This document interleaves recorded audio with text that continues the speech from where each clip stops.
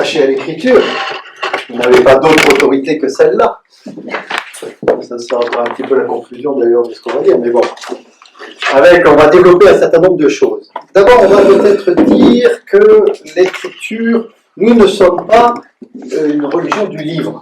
C'est le cas pour le protestantisme, pour la réforme. Nous ne sommes pas, à l'exemple du Coran ou des Juifs vis-à-vis de la Torah, qui estiment que Dieu est déjà présent dans l'écriture. L'écriture est l'expression de Dieu et révélatrice de Dieu. Pas nous. On rappelle quand même que dans le christianisme, Dieu se manifeste en Jésus-Christ. Il ne se manifeste pas dans la parole. Par conséquent, il va se manifester dans la parole. Mais Dieu se manifeste en Jésus-Christ, qui est lui parole incarnée de Dieu. Et la Bible, donc, est au service du Christ. Elle a pour rôle de lui rendre témoignage, de le faire connaître, d'entendre, de permettre de le rencontrer. Donc il faut replacer la Bible. On va le dire un peu plus tard.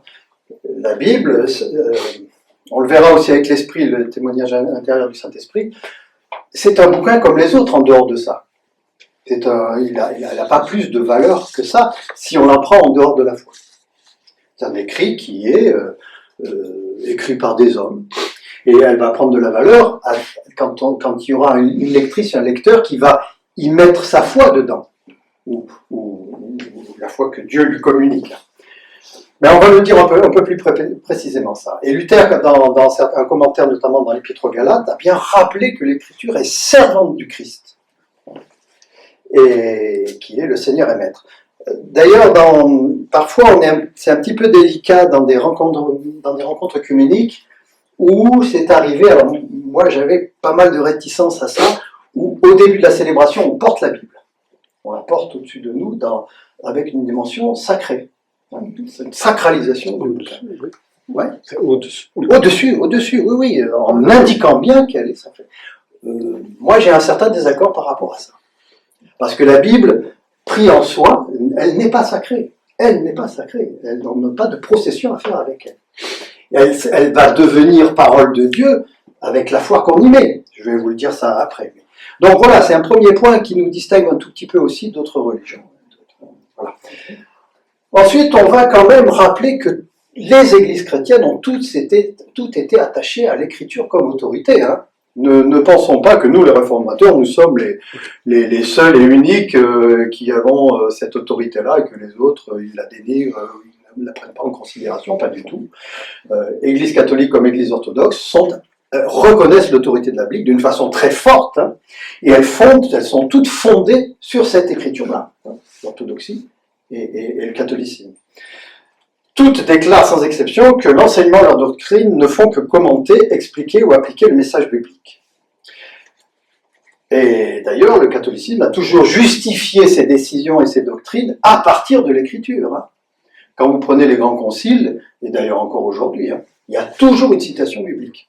Il n'y aura jamais un écrit papal ou du conclave des archevêques ou enfin, des instances catholiques sans qu'il y ait des références à la Bible. Elle est absolument importante aussi dans le catholicisme. Alors, bien, on rejoint avec les autres églises chrétiennes à ce niveau-là. Il n'est pas dans la Bible. Pardon, vas-y. Je dis, le mariage des prêtres, il n'est pas dans la Bible. Oui, et alors? Eh bien, il est pourtant justifié par le pape. Oui, je n'ai pas pris cet exemple-là. J'ai dit que l'autorité catholique, dans les décisions et quand elle prend la parole, s'appuie toujours sur l'écriture. Je suis en train de dire qu'elle respecte l'écriture, l'Église catholique. Je ne sais pas pourquoi tu parles du mariage des prêtres, là. Ben, c'est pas dans la Bible. Elle s'appuie sur la Bible, tu dis. Oui, elle s'appuie sur la Bible. Alors après, on peut discuter sur des décisions comme celle-là, oui. Alors, non, mais on va rajouter... Tu anticipes ce que je vais dire après. Il y a une autre autorité dans l'Église catholique, il y a une seconde autorité qui souscrit à ta remarque, oui, bien sûr. Donc la Bible a été étudiée avec beaucoup de soin, d'attention, à tous les niveaux, hein, dans l'orthodoxie, dans le catholicisme. Elle a une grande place dans la réflexion théologique, dans l'enseignement. Luther, il était prof d'écriture, il était professeur de théologie et professeur d'écriture sainte à Wittenberg. Donc ne faisons pas d'erreur par rapport à ça. Et d'ailleurs aussi dans toutes les querelles du XVIe siècle, alors il y en avait beaucoup. L'autre jour, je ne sais plus si c'était avec toi, où on a vu quand Luther a affiché ses 95 thèses, il les a affichés sur la porte. Alors, je ne sais pas, vous êtes demandé pourquoi il les affichait sur la porte? Tout le monde les a vus. C'était pour prendre rendez-vous pour venir au débat. C'était leur flyer à eux. C'est ça. C'était leur tract à eux.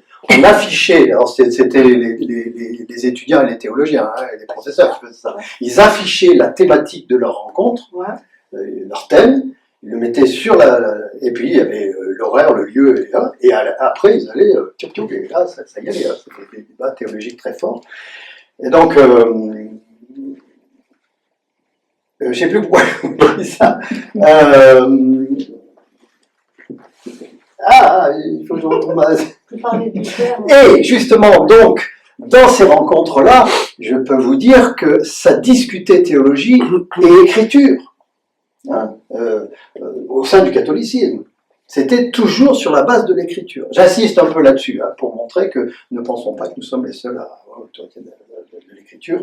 Ça existait déjà bien et ça faisait partie de l'activité théologique de l'époque. On réfléchissait à partir de l'écriture.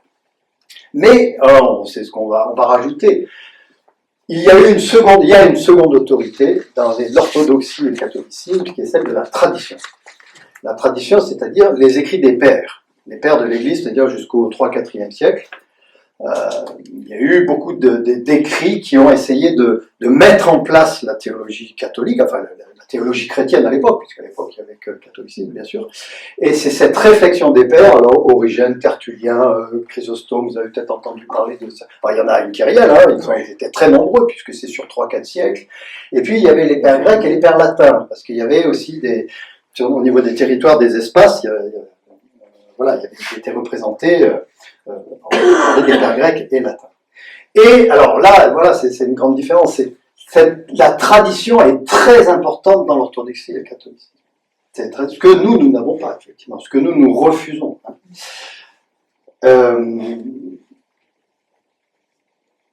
Et donc, tout le discours ecclésiastique dans l'Église, dans ces églises-là, c'est un discours ecclésiastique qui enrobe, qui s'agglutine à elle. La Bible, la tradition et l'Église se tiennent ensemble étroitement et forment un bloc indissociable. Et d'une certaine façon, parfois, c'est presque l'Église qui justifie l'Écriture. C'est parfois ce qui pose un peu problème. Elle est aussi, à ce niveau-là. Et donc, la distinction des réformateurs, ça a été de dire qu'ils ont distingué l'Écriture de l'Église. Ils ont refusé, et même faire de l'Écriture la critique de l'Église.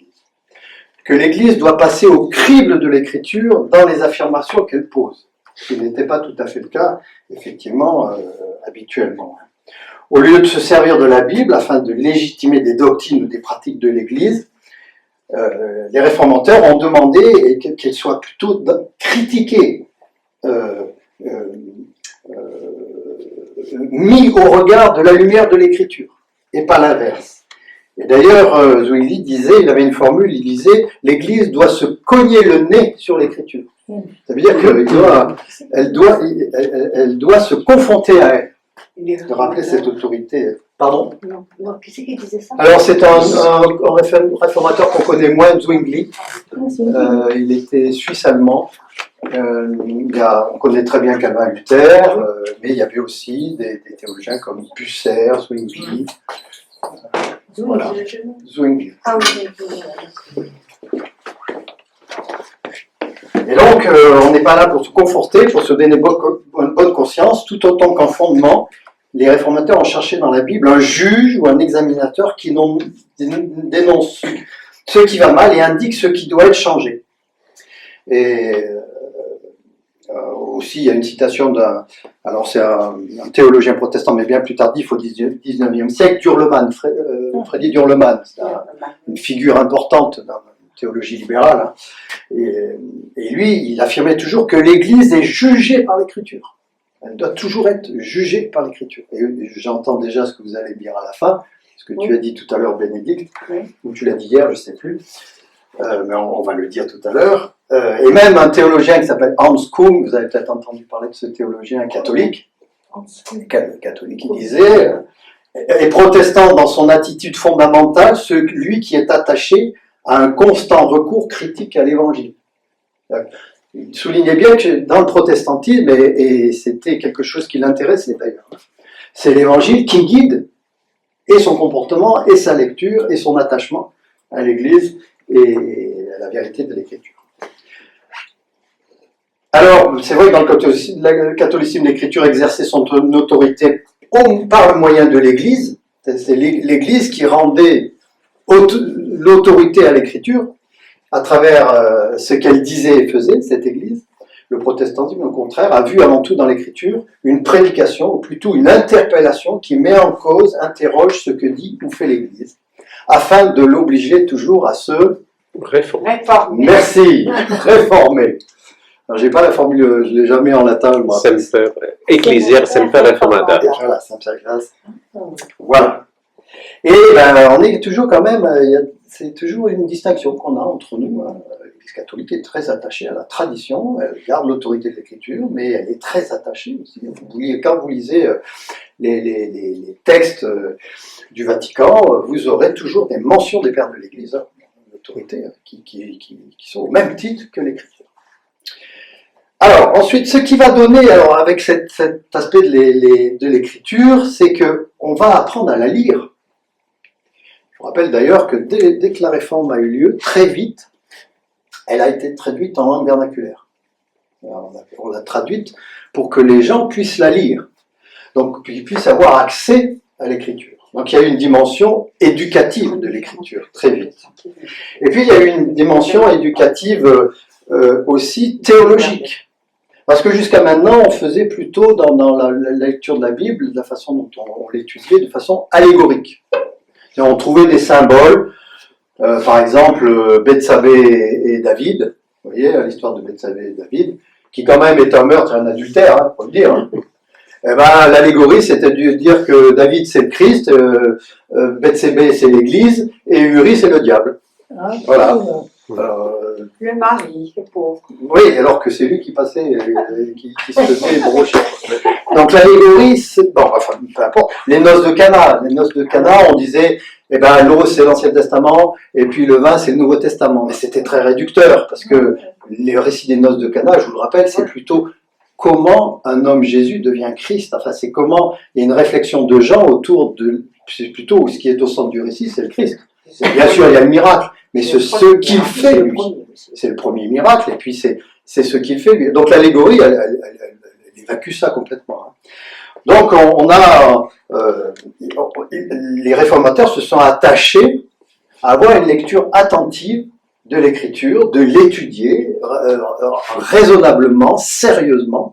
Puis je vous rappelle qu'à ce moment-là, il y a aussi un mouvement qui est très important qui s'appelle l'humanisme. Vous avez entendu parler d'Erasme. Puis il y en a un autre aussi, j'ai oublié son nom là. Spinoza. C'est surtout Il n'y a pas un autre Hollandais. Spinoza, non? Alors Spinoza, oui, plutôt en philosophie, mais. Ouais, non. Mais en tous les cas, c'est ce mouvement de retrouver les écrits dans leur langue. C'est l'humanisme qui a introduit aussi la redécouverte de l'hébreu et du grec. Et de travailler pas simplement la Bible, mais aussi toute l'Antiquité. On a repris toute la philosophie de l'Antiquité grecque.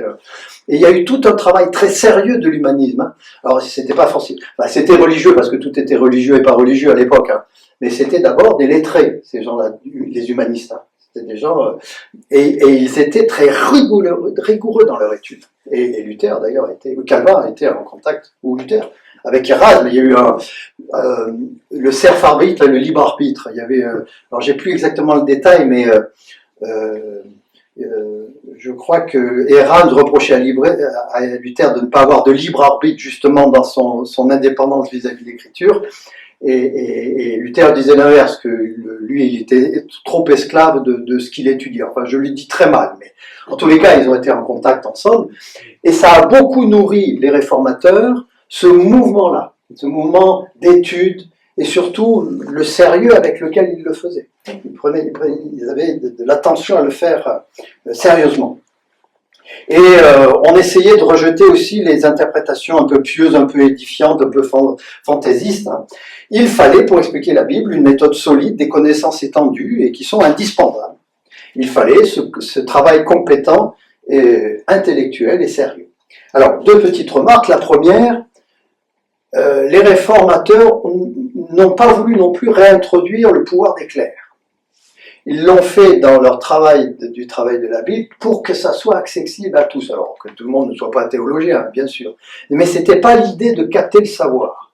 De dire, parce qu'il y avait un peu ça, hein, jusqu'à maintenant, c'était, on tenait le peuple par son propre savoir, notamment les clercs, notamment l'Église. C'était pas ça l'idée. C'était l'idée d'être objectivement compétent et d'essayer d'inviter avec le peuple, avec les gens, de leur donner des clés d'interprétation, des clés de lecture, alors au niveau que c'était, hein, à l'époque bien sûr.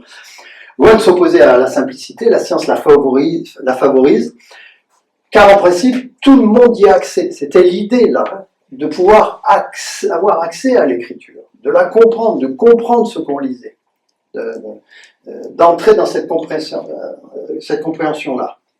Et c'était pour éviter aussi les mystères, les secrets, de garder pour soi ses propres connaissances, mais inviter les gens à essayer d'avoir un argumentaire pour essayer de comprendre et de juger. Et donc il n'appartient pas seulement aux spécialistes de décider au nom de leurs compétences et de leurs titres.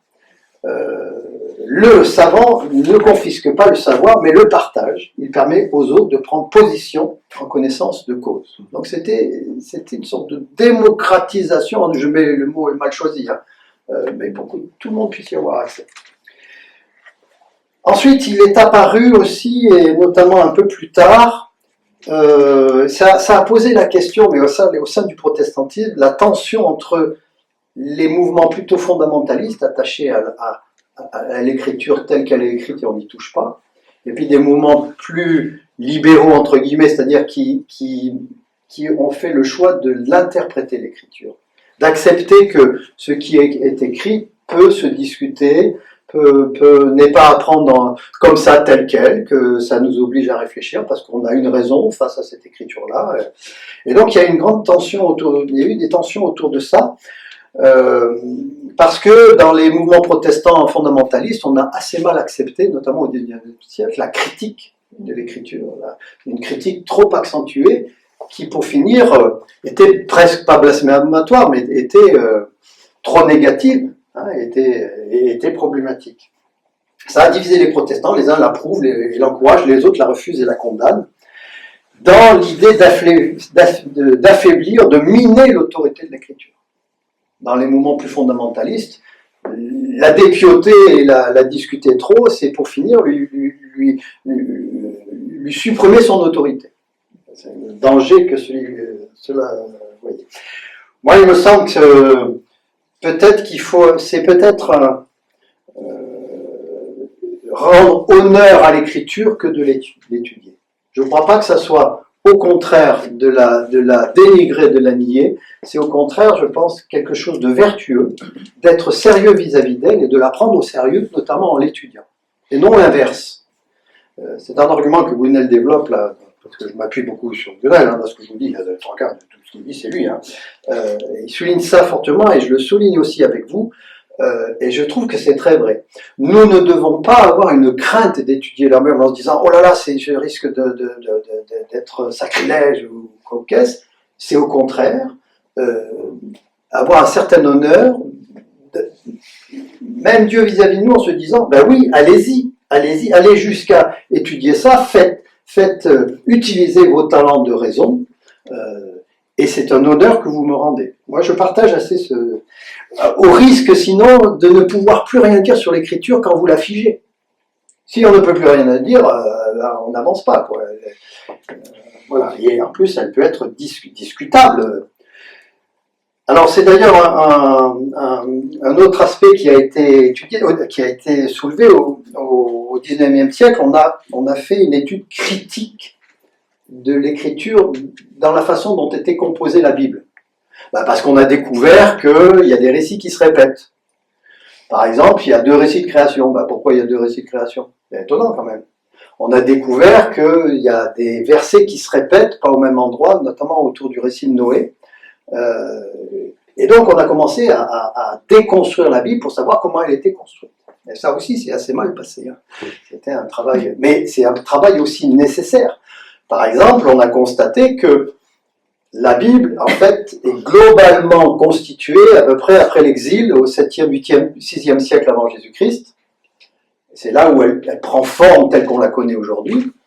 Mais en prenant des éléments qui existaient déjà 4 siècles plus tôt, autour de l'an 1000, dans des communautés différentes, donc ça a été collationné, donc on a fait un travail, là aussi, d'archéologie, de linguistique, d'histoire, et ça a un peu coincé. Les gens ont dit, mais là aussi, vous dénaturez complètement. Ça a été un débat aussi important.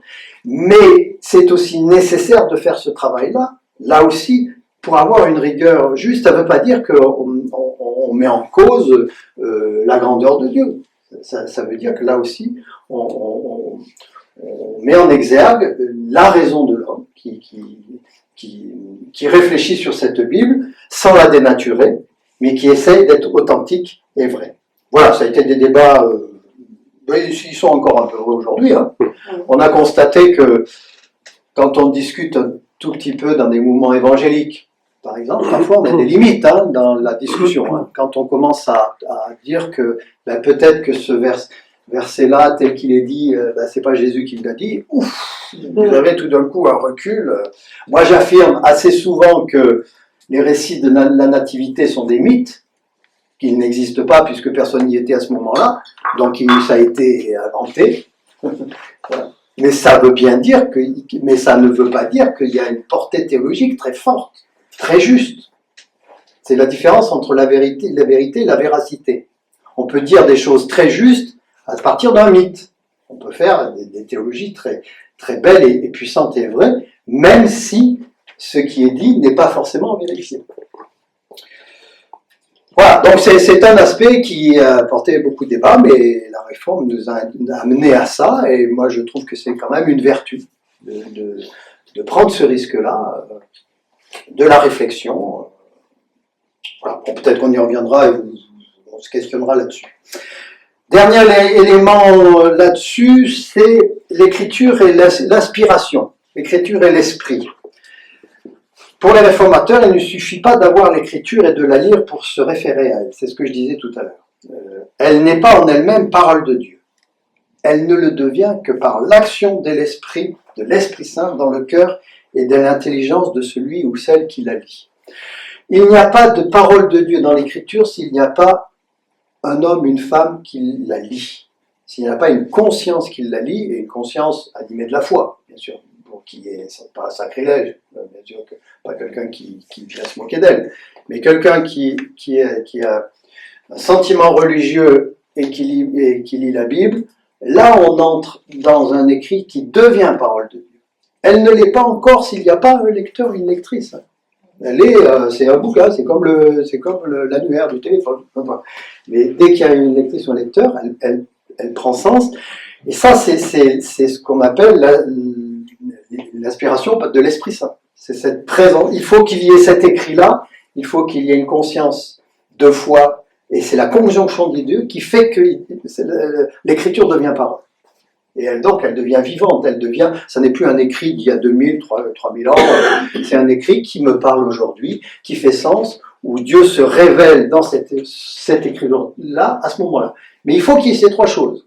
Il faut qu'il y ait une lectrice, un lecteur, la Bible et l'Esprit Saint. Et donc, c'est un point important. Le Saint-Esprit fait qu'à travers un texte qui sans lui serait une lettre morte, nous entendons et nous recevons une parole venant de Dieu. Alors, Bonnel dit d'ailleurs, c'est comme une étincelle. La parole de Dieu jaillit de la tension entre 2 pôles, ce que dit l'Écriture, le pôle interne, et puis la foi née de la présence et de l'action de l'Esprit Saint. Dieu s'adresse à nous et nous atteint de 2 manières différentes, mais conjointes et indépendantes. La rencontre de ces 2 pôles fait qu'il y a vraiment parole de Dieu. Donc, voilà, il faut aussi entendre ça. L'écriture, c'est pas qu'on soit comme ça. c'est aussi prendre conscience de cet esprit qui nous anime et qui lui donne, qui fait qu'elle devient parole. D'ailleurs, vous savez, hein, avant qu'on lise la Bible pendant le culte, avant la prédication, on a une prière à l'Esprit Saint. Pour lui demander, une prière d'illumination, c'est un drôle de mot d'ailleurs. Oui, oui, mais j'aime bien. Paf, tout d'un coup, il y a la lumière qui est là. Prière d'illumination. C'est, voilà, il faut passer du texte à la parole. C'est exactement ce qui est dit. Et sans l'esprit, la Bible ne parlerait pas vraiment, ni ne nous toucherait pas. Sans l'esprit, qu'est-ce que j'ai dit? Oui, sans l'esprit, la Bible ne nous toucherait pas. Elle ne représenterait pour nous, elle ne se présenterait pas pour nous comme un message qui nous est personnellement adressé et qui concerne notre existence. Notre religion deviendrait soumission à un texte figé, dépourvu de vie. Et d'ailleurs, à l'inverse, parce que en contrepartie, il y a eu aussi des mouvements qu'on appelait illuministes. Des gens, et d'ailleurs ça existe aussi dans des mouvements aujourd'hui, dans les églises notamment pentecôtistes, où l'Esprit Saint leur fait tout d'un coup parler de la Bible dans une façon, une sorte de liberté, où ils s'expriment au nom de l'Esprit. Et moi, je respecte ce qui est exprimé là, hein, bien sûr, mais il y a un tout petit danger aussi quand même de faire dire un peu trop à l'Esprit Saint des choses qui vont peut-être parfois au-delà de ce que dit l'Écriture. Parce que la Réforme a toujours rappelé que l'Esprit Saint n'a toujours fait dire à l'Écriture que ce qu'elle dit. L'Esprit Saint n'a jamais fait dire à l'Écriture autre chose que ce qui est dit dans l'Écriture. On a eu par exemple, le temps des Camisards, au XVIIIe siècle, au début du XVIIIe siècle, vous avez des mouvements de gens illuminés. Ah, mais c'est grâce à eux qu'on est là quand même. C'est ces gens qui ont résisté à travers cette foi-là, mais qui étaient complètement exubérantes. Des gens qui avaient des visions, qui s'exprimaient d'une façon, voilà, ils étaient un peu tombés de la fenêtre, quoi. Hein. Et c'est là où il faut. Alors, historiquement, c'est chouette qu'il y ait eu ça. Parce que c'est grâce à eux que ça a résisté et qu'on a pu tenir. Mais en même temps, ça a été aussi des délires. C'est excessif. Voilà. Et donc, il faut toujours se redire que l'Esprit Saint n'est pas un esprit exubérant qui fait dire n'importe quoi. Et c'est parfois la tendance qu'on peut entendre où il faut être un peu vigilant quand vous entendez des gens qui vous disent « Oh, mais moi, l'Esprit Saint me parle et tout d'un coup, je vais vous dire tatati tatata parce que où sont les limites ?» Donc il faut être toujours très attentif et se rappeler que l'Esprit Saint ne dit rien si ça sort du cadre de ce qu'exprime l'Écriture. Il se tait dans ce cas-là. Il ne va pas être dans des prémonitions ou des... Voilà, donc c'est aussi important de le rappeler ça, l'importance de l'Esprit, mais le cadre dans lequel il s'exprime. Et je vais finir, c'était un peu là-dessus que je finissais, hein, si l'écriture sans l'esprit est une lettre morte, l'esprit sans l'écriture se tait. L'esprit ne dit pas d'autres mots que ceux de la Bible, mais de ces mots, il fait une parole de Dieu pour nous. L'écriture demeure nécessaire. Si je ne me confronte pas à un texte qui me résiste et également m'instruit et m'enrichit, je serai emporté par mes illusions, mes désirs et mes rêves, et je me confondrai avec le Saint-Esprit. Là, ça serait blasphématoire. Si on se croit le Saint-Esprit. Alors, moi, je vous laisserai deux questions. Lit-on encore la Bible aujourd'hui? Elle est plus bien connue quand même. Hein. Elle est partout, mais on la lit pas. Elle est partout, mais on la lit pas. On ne sait pas d'où vient quand tu aimeras ton prochain comme toi-même. Les gens, tu leur dis ça, ils ne savent pas d'où ça vient. Alors, il y a une part de lecture de la Bible. Et puis aussi, qu'en est-il de son autorité de la Bible aujourd'hui? Est-ce qu'on...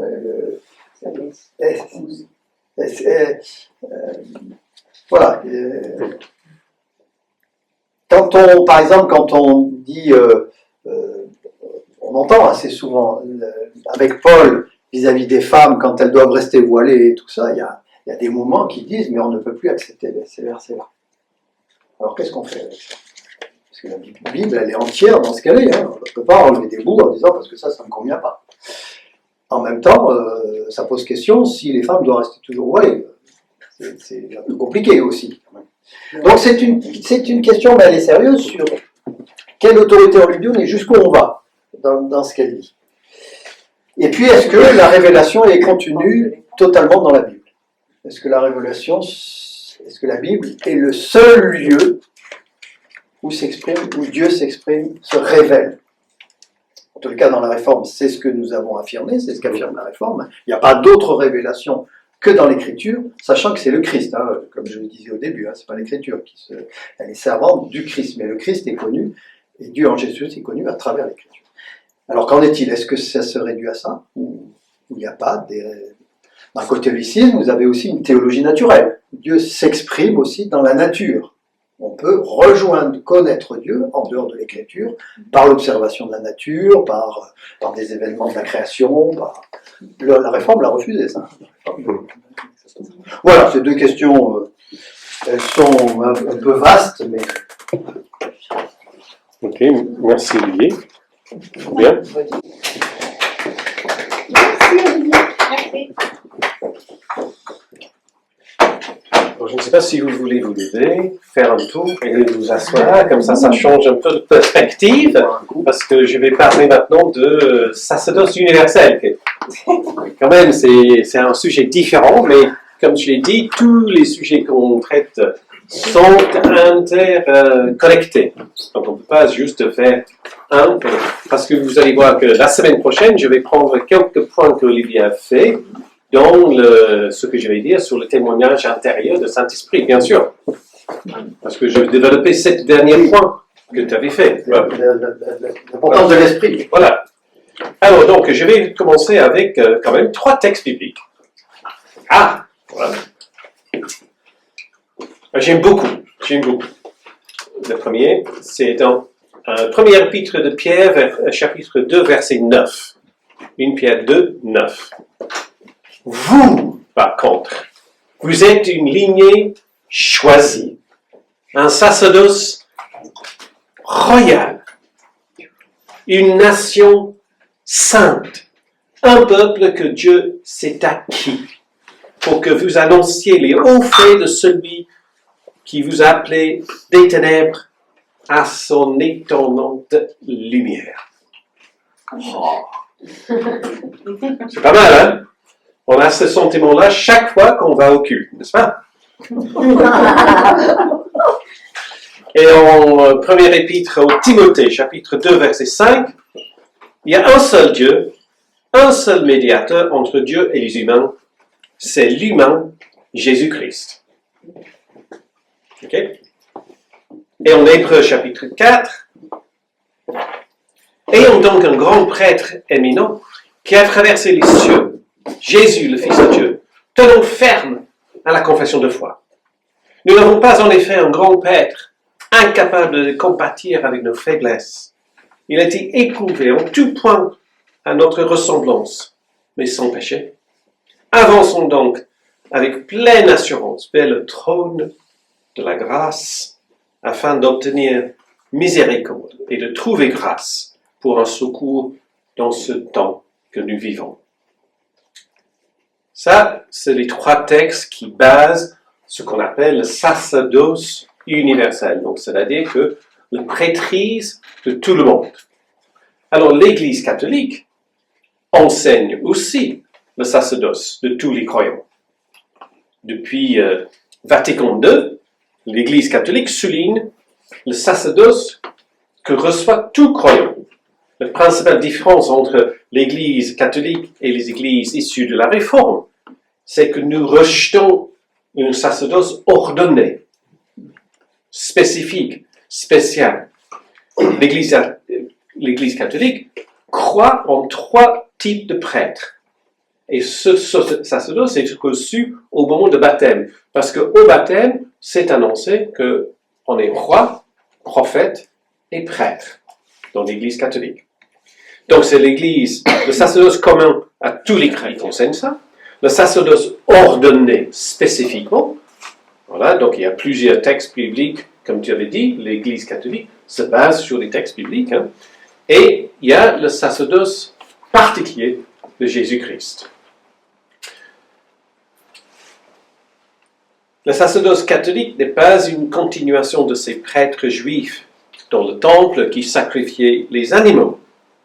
J'ai entendu ça par les pasteurs, tu vois, donc, le sacrifice de la messe, c'est comme si c'était des animaux Mais non, c'est pas ça dans la pensée de l'Église catholique, mais c'est un sacerdoce plutôt de Melchizedek qui offrait le pain et le vin dans le temple.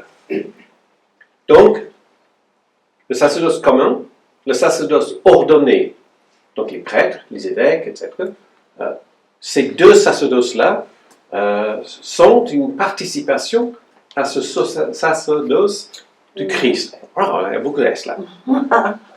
Alors, le catéchisme de l'Église catholique dit ceci.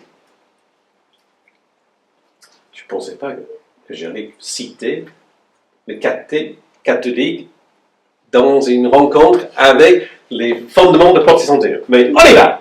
Jean-Paul II. C'est Jean-Paul II. Voilà, Jean-Paul II, oui. Jean-Paul II. Le sacrifice rédempteur de Christ est unique, accompli une fois pour toutes. Ça, c'est bien de rappeler, c'est l'enseignement de l'Église. Parce que j'ai entendu les pasteurs qui disaient, le prêtre, il reproduit le sacrifice encore une fois à chaque fois que c'est la messe. Mais ce n'est pas l'enseignement de l'Église. Okay?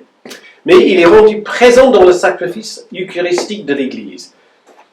Il en va de même pour l'unique sacerdoce du Christ. Il est rendu présent par le sacerdoce ministériel sans diminuer le caractère unique de ce qu'a accompli le Christ.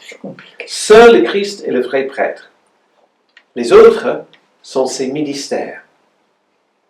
Sont ses ministres, pardon. Okay? Donc, mais c'est bien d'entendre l'Église catholique quand elle parle, parce que nous, on est beaucoup basé sur nos options vis-à-vis de l'Église catholique restées du XVIe siècle.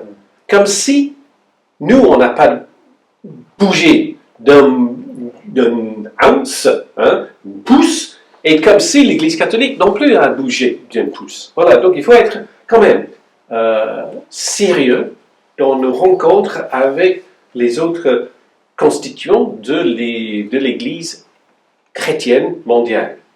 Alors, si on peut dire tout ça, et si on entend ça, c'est quoi la différence entre nous et les catholiques? À quoi ça servait d'avoir la réforme sur ce point-là? Okay? Et pourquoi ce slogan, sacerdoce universel, qui est apparu dans le XVIe siècle, était tellement révolutionnaire et aussi révolutionnaire aujourd'hui? Okay? Il y a déjà dans le Premier Testament des références à un sacerdoce universel. Donc en Exode, chapitre 19. Maintenant, si vous m'écoutez et si vous gardez mon alliance, vous serez mon bien propre parmi tous les peuples, car toute la terre m'appartient. Quant à vous, vous serez pour moi un royaume de prêtres, le peuple d'Israël, et une nation sainte.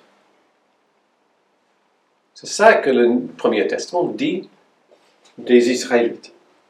Et dans les Odes de Salomon, qui est un texte qui date de, on ne sait pas, entre 70 et 120, c'est large. Alors c'est produit par un groupe de chrétiens du 1er siècle, c'est écrit. Et nous trouvons dans ces écrits un concept de sacerdoce universel, qu'il n'y avait pas de prêtre ordonné dans ces communautés qu'on pense qu'ils étaient très proches des SM et tout ça. Donc, dans la région d'Antioche, c'était très répandu. Et puis, Tertullien, un de ces pères de l'Église, dont tu citais, avait une croyance similaire en disant que tous les croyants, ensemble, forment le sacerdoce. Donc, on trouve, bien avant la Réforme, les idées qui étaient là. Alors, Martin Luther a révolutionné la foi chrétienne quand il proclamait le concept de sacerdoce universel. Qu'est-ce que ça signifie? Deux choses. La première chose, ça signifie que chaque chrétien peut aller trouver Dieu par lui-même, sans avoir besoin d'un médiateur quelconque. On n'a pas besoin de passer par quelqu'un d'autre. Ça, c'est la première idée de sacerdoce universel. Sacerdoce de tous les croyants, disons. C'était une réaction à l'Église catholique qui enseignaient à cette époque que les prières, les confessions et les ministères ne pouvaient être accomplis que par les prêtres de l'Église. Il fallait passer par les prêtres de l'Église. Et les réformateurs croyaient littéralement que tous les croyants formaient ce sacerdoce universel. Nous avons déjà vu dans l'épître à Pierre en hébreu que Jésus-Christ est notre seul et véritable grand prêtre. Nous pouvons adresser nos prières à lui et à lui seul. Le mot prêtre, dans sa racine, veut dire un pont, comme un pont. Okay? Dans 1 Timothée, nous avons déjà dit qu'il y a un seul Dieu, un seul médiateur, Jésus-Christ. C'était une pensée extrêmement radicale pour l'époque. Même si c'était fait déjà dans le 1er siècle, tout ça s'était oublié avec les couches et les couches d'enseignement de l'Église, que ça n'existait plus. Et quand Martin Luther commence à parler de cette manière-là, c'était une véritable règle. On ne comprend pas aujourd'hui la force de ça. Chaque croyant a un accès direct à Dieu par Jésus-Christ. Aucun besoin d'un médiateur terrestre. Les prières des prêtres peuvent être utiles, bien sûr. Mais Luther considérait que la pratique de son époque est devenue une perversion, une mauvaise application de cette sacerdoce de Lévitique. Et donc, il s'opposait dans ses 95 thèses à ces malversations flagrantes, comme il disait. En 1520, il écrit un petit tract qui s'appelle « À la noblesse chrétienne de la nation allemande ». Et là-dedans, il dit ceci. Que le pape ou l'évêque roi fasse des tonsures, ordonne, consacre ou s'habille différemment des laïcs, peut faire un hypocrite ou une icône idolâtre peinte à lui. Mais cela ne fait en aucun cas un chrétien ou un être spirituel. En effet, nous sommes tous des prêtres consacrés par le baptême, comme dit Saint Pierre. Vous êtes un sacerdoce royal, un royaume sacerdotal. Et dans l'Apocalypse, par ton sang, Dieu nous a fait des prêtres et des rois. Bon, on est plus arrondi aujourd'hui dans nos rencontres avec l'Église catholique. Je ne pense pas que je vais dire un truc pareil, mais c'est bien de le dire. Voilà. Ça, c'est le premier point. Que chaque croyant avait un accès direct, pas besoin de passer par quelqu'un d'autre. Mais c'était pour Luther, en fin de compte, le point secondaire, si on peut le dire. C'était le moins important de ce qu'il voulait dire. Parce qu'il voulait passer l'idée que la sacerdoce n'était pas limitée à une hiérarchie. On ne pouvait pas mettre la main dessus. Et ça, c'était le deuxième point qui était beaucoup plus important pour lui. Le ministre de la paroisse n'était pas le seul à pouvoir entendre la confession et prononcer la parole humaine de l'absolution. Souvent, on est demandé si on a la confession chez nous et si on a l'absolution. Et les amis catholiques, mais comment vous vivez sans pouvoir confesser et être absolu pour continuer votre vie? De toute façon, on le fait, mais on le fait entre nous. On n'a pas besoin de quelqu'un, ni le pasteur, ni quelqu'un d'autre pour le faire. C'est chaque croyant. Sa manière frappante de formuler cette vérité était que chacun doit être un Christ pour son voisin. Ça, c'était Luther. Tu es mon Christ. Quand je viens te voir et je me confesse, je m'ouvre vers toi. Donc, aucun groupe, aucune personne peut prétendre avoir un canal spécial de la grâce. C'est à partir de cette idée-là que découle toute la pensée et la réorganisation de ce que c'est d'être un ministre, un pasteur. Le clergé, avant, était considéré comme plus saint que les laïcs. Ils sont de première classe. Ou, dit autrement, les laïcs étaient des chrétiens secondaires. Seuls ces prêtres pouvaient accomplir l'œuvre de Dieu correctement. La transformation par Luther et ce qu'on appelle communément la doctrine de la vocation. Désormais, on peut être chrétien de la même manière de toutes les autres personnes qui constituent l'Église. Aucune vocation est plus élevée qu'une autre. Sa phrase, son exemple, c'était avec le cordonnier, qui exerce sa vocation avec une responsabilité chrétienne, accomplit sa tâche sous le regard de Dieu, avec la même importance que le pasteur qui prêche le dimanche matin. Beruf. On est d'accord? Beruf, Ouais. en allemand. Beruf, voilà. La différence entre le cordonnier et le pasteur n'est pas une différence de spiritualité, c'est une différence de fonction. Le pasteur a une fonction dans l'Église, comme chaque croyant a sa fonction dans l'Église. Nous sommes tous placés sous l'autorité de Dieu, et tous sont appelés à penser la foi chrétienne en lisant la Bible, en se mettant en dialogue avec les autres, en s'interrogeant soi-même, pour effectivement nourrir le témoignage que nous avons à dire. Luther ne disait pas que tout le monde était pasteur. J'entends ça aussi. Dans notre Église, on n'a pas besoin de pasteur. C'est vrai, on n'a pas besoin de pasteur, mais on a besoin de pasteur. Vous voyez ce que tu veux dire? On n'a pas besoin théologiquement de pasteurs, mais on a besoin de pasteurs qui ont cette fonction dans l'Église. Non pas parce qu'ils sont meilleurs en théologie ou en spiritualité ou en prière que les autres. Nous sommes tous ensemble membres de l'unique corps de Christ, individuellement serviteurs les uns des autres dans nos différentes fonctions. Donc le premier point, c'est un point, voilà, je reviens sur cette idée d'individuel. Donc individuellement, j'ai un accès direct à Dieu, je n'ai pas besoin de passer par quelqu'un d'autre. Le deuxième concept de sacerdoce universel, c'est que nous sommes tous, ça veut dire tous ensemble, prêtres, pas individuellement prêtres.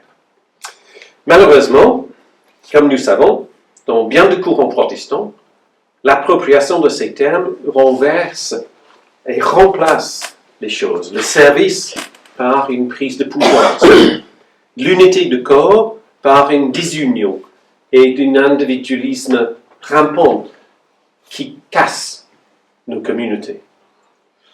Alors je finis en disant qu'en tant que pasteur protestant, voilà, à plusieurs années maintenant, je suis absolument convaincu que ce n'est pas un appel à une sainteté tout court. J'ai écrit supérieur, mais je n'ai même pas besoin de dire supérieur. Mais c'est un appel, une vocation à remplir à mon mieux la fonction particulière dans l'Église, que l'Église me charge. Cela implique qu'une femme ou un homme n'est pas placé dans la chair, principalement en raison de sa spiritualité, mais ça aide quand même. Voilà. Mais plutôt que cette personne a été qualifiée, discernée, appelée à cette fonction. En d'autres termes, le concept protestant de ministre exclut l'idée qu'un pasteur peut être sans éducation ou sans formation. Un peu plus fort. Ok. Donc, en d'autres termes, le concept protestant de ministère exclut l'idée qu'un ministre sans éducation ou sans formation. Ça va de soi. Donc, il faut former les pasteurs dans leur formation théologique. Alors, toutes les églises protestantes appliquent l'idée de sacerdoce universel, mais avec quelques petits variants. Okay? Et j'ai listé quelques-unes de ces variations ici. Donc, l'église anglicane, en France, on l'appelle une église catholique, mais en fin de compte, c'est une église protestante. C'est issu de la réforme de Luther. On dit que c'était Henri VIII qui avait besoin d'un divorce. Ben oui. Oui, mais ça enlève tout le travail qui a été fait par Cromwell, Thomas, pas Oliver, Thomas Cromwell en lisant les écrits de Luther et en étant convaincu sur tous les points, tous les solas de la réforme. Et lui, étant un très astucieux, un diplomate, un homme d'État futé, voyait dans le besoin de son roi pour un divorce l'opportunité de passer Angleterre en protestantisme. Donc les 39 articles de l'Église anglicane définissent ce que c'est d'être un anglican. Et ces 39 articles sont issus de Luther. Donc, l'Église anglicane reconnaît 2 sacrements. Comme nous. Voilà, le baptême La communion. et la communion. Donc, ce sont les 2 sacrements, et ça, c'est les 39, c'est le 25e article de ces 39 qui dit ça. 2 sacrements institués par le Christ notre Seigneur dans l'Évangile, le baptême et la scène. Les 5 sacrements communément appelés confirmation, pénitence, ordination, mariage, extrême onction ne doivent pas être considérés comme les sacrements de l'Église. En effet, ils sont soit une corruption de la pratique apostolique, soit des états de vie autorisés par les Écritures. Ils ne sont même pas de nature de sacrements de baptême et de scène, puisqu'ils n'ont pas de signes visibles ou de cérémonies instituées par Dieu. Chaque fois qu'un pasteur de l'Église anglicane est ordonné, il adhère à ces 39 articles. Donc, l'Église anglicane est profondément protestante, mais même si vestimentairement, ce n'est pas le cas.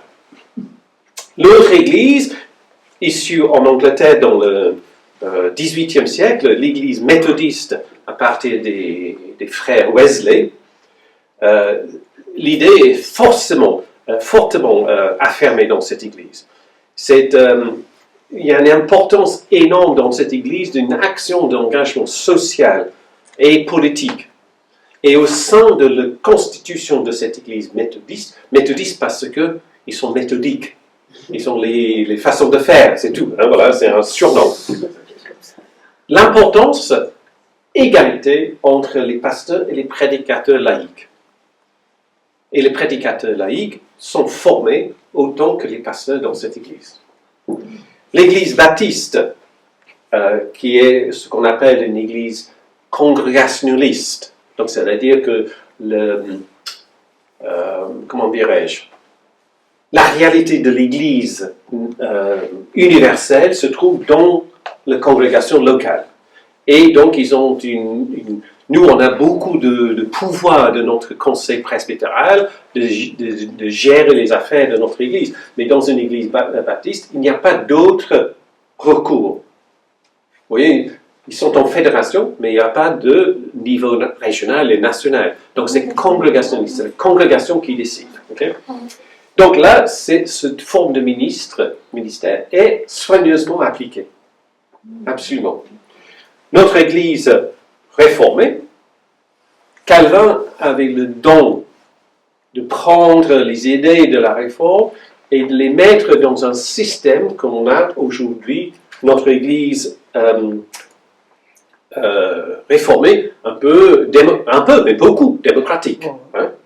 Les membres de l'Église élisent les laïcs qui, avec les pasteurs, les enseignants, font la direction de notre Église. C'est notre système presbytéro-synodal. Okay? Cette combinaison a été reprise par presque toutes les églises réformées dans le monde entier. Donc les congrégations, non pas les congrégations, mais ce qu'on appelle les églises presbytériennes. Donc il y a quelques petits variantes, mais cette idée de sacerdoce universel est centrale à ce que c'est d'être un protestant. Et maintenant, on va recevoir les questions. Hein? Si vous avez des commentaires, les questions, Je fais juste une petite remarque sur dans le sacerdoce universel, c'est pas sur le sacré, sur la dimension du sacré, c'est-à-dire qu'il y a aussi une des distinctions Tu as parlé du sacrement. Oui. C'est-à-dire qu'il y a une énorme différence dans la conception du sacrement dans l'Église catholique et dans l'Église protestante. Parce que le sacrement dans l'Église catholique, c'est les paroles du prêtre dites dans l'événement qui a lieu, le baptême, là, font que Dieu intervient par ces paroles-là. Donc c'est sacré. Je veux dire, si c'est sacré, c'est parce que Dieu, à travers ce prêtre-là, le prêtre qui dit les paroles, fait que la chose arrive et que le baptême a lieu. Le prêtre, il ne peut pas dire autrement que ce qui était ordonné par son Église. Ouais, voilà. Tout à fait. Et le protestantisme a absolument pris un contre-pied par rapport à ça, a désacralisé la dimension du sacrement en rappelant qu'il n'y a personne qui capte le sacré. Dieu seul est sacré. Donc ce n'est pas un individu qui l'est. Donc le sacrement dans le protestantisme, c'est le signe de la grâce de Dieu qui a lieu à ce moment-là. Mais il ne se passe rien de plus. Ça signifie qu'effectivement, l'expression de la grâce est dite. Mais vous voyez que la définition est vraiment différente. Hein. Dans un sacrement qui est efficace, on va dire qu'il est efficace. Il se passe quelque chose. Dans le protestantisme, il ne se passe rien. Ça confirme la grâce de Dieu qui est déjà là. Parce que le sacré est là en Dieu. Il n'y a pas besoin d'aller le mettre dans un événement ou par un prêtre. Le sacré est toujours là avec nous. C'était pas par rapport à ça, Calvin, il n'utilisait pas le mot sacrement. Parce que c'est un mot en latin qu'il ne trouvait pas dans son Nouveau Testament.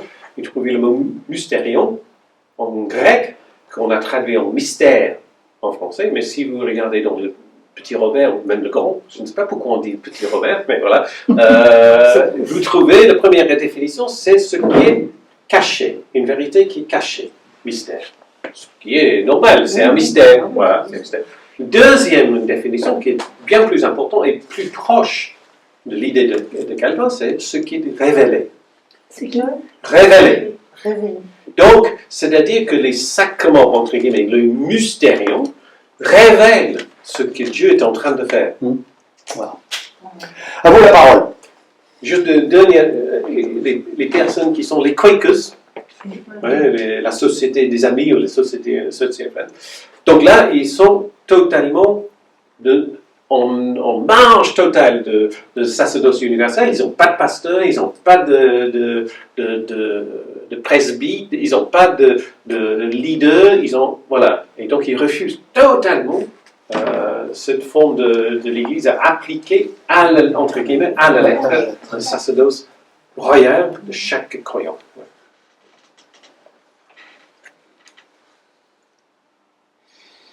Vous êtes assommé. Oui. Assommé. Il y a toujours beaucoup de choses. Hein. Oui, c'est riche, hein. Vous avez vu ce que vous avez dit, non? C'est pour ça qu'on a mis les petits papiers. Ouais, Spontané, voilà, vos réactions, allez-y spontanément. Vas-y, Suzy. J'ai l'impression qu'il est impossible finalement pour les croyants de faire une seule et même église. Parce que je vois que les ressentis et comment on comprend les choses ne sont pas les mêmes pour tout le monde. Mais en condition qu'on a en idée qu'une église a un système, une seule croyance, une seule façon de faire. Si on admet que dans l'église il y a de la diversité de tout ça, on peut être en une seule église. Mais la difficulté, c'est d'admettre que celui qui est différent que moi est autant dans le vrai que moi. C'est ça le problème. Ouais. Ça fait du brouillard. Oui, mais C'était un peu la même chose, parce que nous on y passait par plusieurs groupes et confessions dans la grande famille chrétienne, et dans toutes les dénominations entières. En fait, le pasteur dit une chose, mais on se rend compte que chaque membre ou chaque personne dans la congrégation vit des choses différemment et a un regard différent sur les Écritures.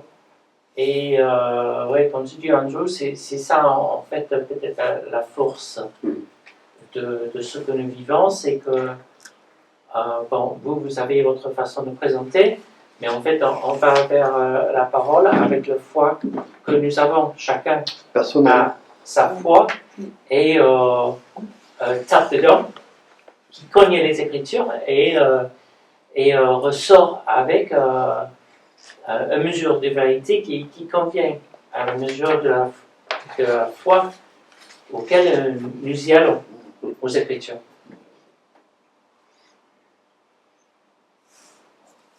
Juste je reviens sur ce que tu disais, Suzy. Effectivement, moi je pense que c'est une utopie, enfin utopie, même pas une utopie, c'est un leurre de penser qu'il n'y aura qu'une Église.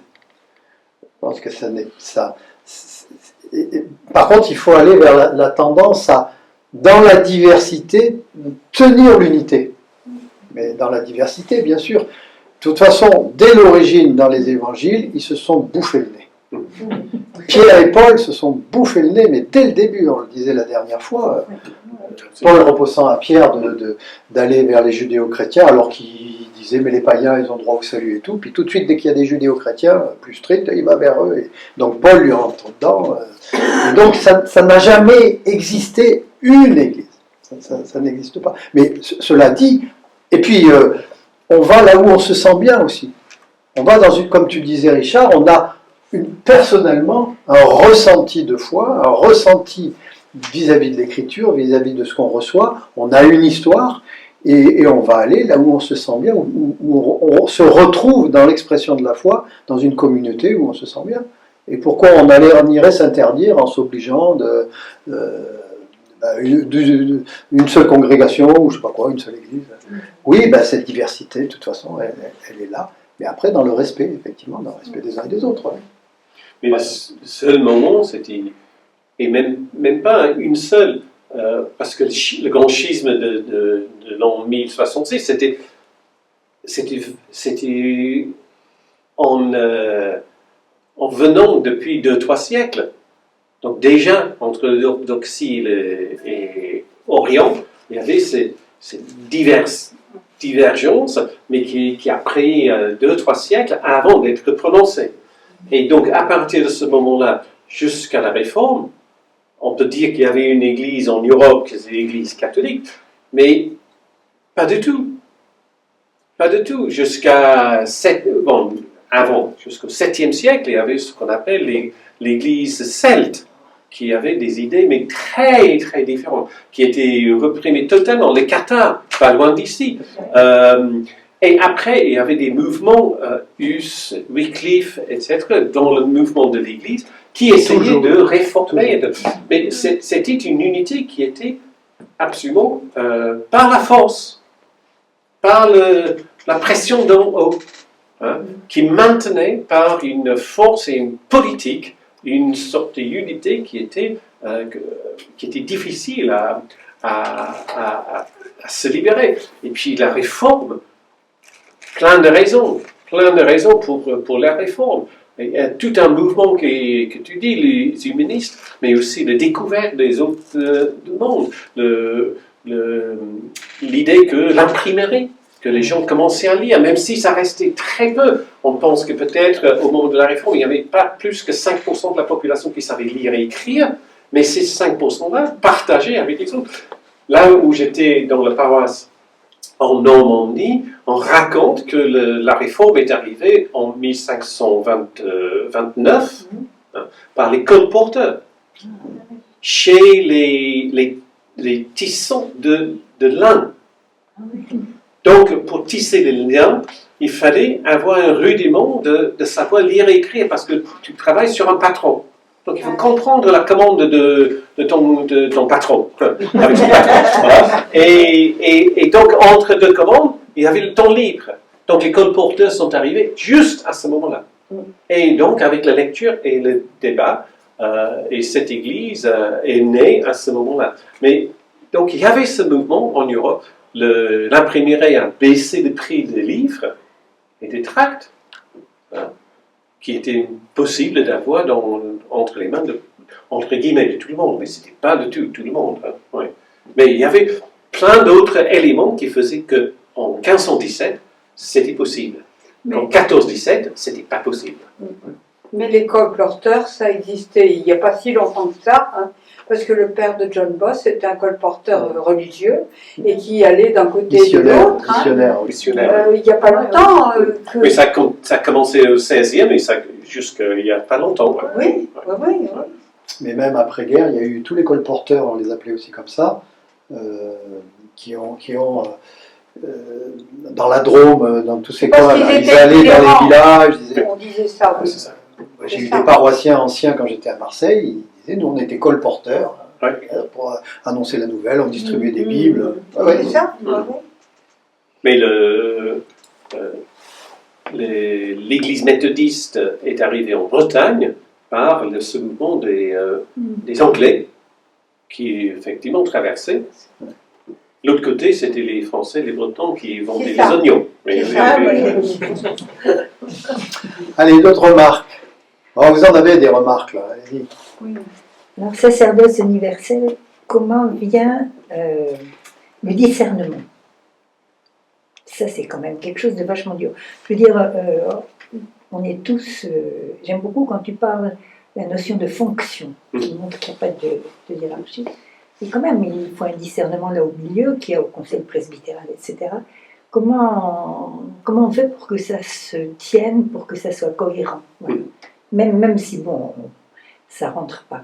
Ça se fait par la prière, etc., par la communauté. Mais pour que ce soit cohérent, il faut quand même... Bon, c'est pas évident du tout. Et je sais qu'une fois, j'étais à un synode où il y avait eu des problèmes avec la commission des ministères. Et moi, je m'étais permis de prendre la parole, mais c'était au national, comme j'avais un peu peur. Et pour dire, ben, quand même, la commission des ministères, elle fait un boulot formidable, mais quand même, il y a des gens dont le métier, c'est de faire du recrutement. Est-ce qu'on ne pourrait pas leur demander un avis de temps en temps et pas uniquement tabler sur la commission des ministères? Ils m'avaient renvoyé, je ne sais pas où, enfin ils s'en foutaient, ils disaient que ce n'était pas du tout le problème, mais quand même. Mais c'est pas évident. Hein? Moi, je me rappelle que je suis passé devant la commission de ministère. Hein? Plusieurs Moi, j'en ai fait commissions de partie. ministère pour mon église d'origine et puis venir ici. Hein? Moi j'en ai fait partie. Alors. Ah, tu étais donc... On va dire un mot là-dessus. Ouais, voilà. Non, mais c'est... Non, mais- Moi, j'ai trouvé que c'était... mais il y avait des choses qui étaient un peu farfelues. Hein? Mais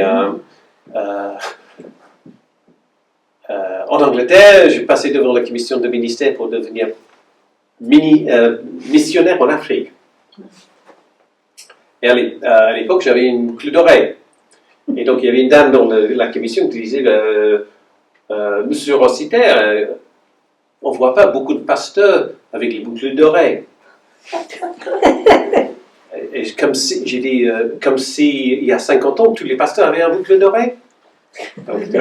Et elle a dit non, mais c'est pour savoir pourquoi. Donc j'ai expliqué, c'était un cadeau de ma tante pour mon anniversaire de 17 ans. Mais, qu'est-ce que ça peut faire? Ah oui, Tu as un boucle d'oreille ou non quand tu es pasteur? Franchement, c'était dérisoire comme question. Et voilà, donc, mais il y a d'autres. Moi, je me rappelle, je suis passé, c'était Bernard Ontario qui était le président. Et là, c'était pointu. L'interrogation était pointue. Parce que ce qui se passe, c'est que le pasteur en question n'arrive pas devant les commissions comme ça, mais il était accompagné, ou elle est accompagnée par d'autres.